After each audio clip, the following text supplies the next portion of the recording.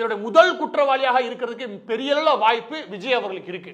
41 பேர் இறந்திருக்காங்க. அது கடைசியா ஒன்று சொல்லி முடிக்கிறேன். 41 பேர் இறந்திருக்காங்க, அதுல குழந்தைகள் உட்பட.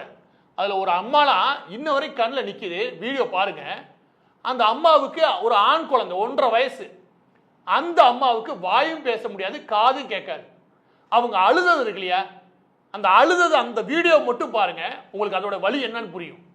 அங்கிருந்து 40 நாள் சென்று போய் மலேசியால டான்ஸ் ஆடி இருக்கியே, நீ எவ்வளவு பெரிய சைக்கோவா இருப்ப நான் கேட்கிறேன்.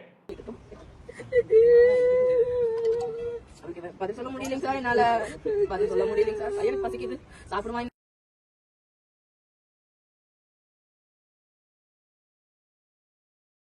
நான் ஓப்பனாவே கேட்கிறேன். இதையெல்லாம் பார்க்கும்போது அந்த நேரத்தில் யாராவது இறந்து போக நினைப்பாங்களா? ஏதோ தெரியாம நடந்து நினைச்சோம். ஆனா இவங்க மறைக்கிறதும் அதை அழிக்கிறதும் அதெல்லாம் முடிஞ்சு 40 நாள் மலேசியால போய் டான்ஸ் ஆடுறதும் இப்படியா இவங்க இருக்கிறத பார்க்கும்போது இவங்க முழு சைக்கோவா மாறிட்டாங்களா அப்படின்னு தோணுது. இந்த அம்மாவுடைய வலி இருக்கு இல்லையா, இந்த அம்மாவுடைய வலி 41 பேர் இறந்து போன குடும்பம் இருக்கு இல்லையா, அந்த மக்களுடைய வலி இருந்துச்சுன்னா இப்படி போய் நீ ஆடிக்கிட்டு இருக்க மாட்டேன். அதை ஆடிட்டு இது எல்லாத்தையும் மறைச்சிட்டு கொஞ்சம் கூட வெக்கமே இல்லாம இன்னைக்கு அவனுக்கு முட்டை கொடுக்கறதுக்கு ஒரு 10 பேர் தற்கூரி தெரியலானா இதோட ஒரு கேவலமான சமூகம் எதுவுமே கிடையாது. இப்படி இந்த 41 உயிருக்கே ஒரு அப்பா சொன்ன மாதிரி சமீபத்தில் அந்த 41 பேருக்கே இவங்க கண்டுக்காதவங்க தமிழ்நாட்டுக்கு என்ன உருப்படி அவங்களால செஞ்சிட முடியும்?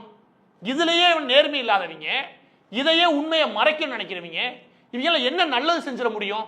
எனவே இந்த விவகாரத்தில் பகிரங்கமாக விஜய் அவர்கள் தரப்புல இந்த எல்லா வீடியோவையும் வெளியிடணும். இல்லைன்னு வச்சுக்கவே அடுத்த கட்டமான வீடியோக்கள் வெளியிடப்படும்.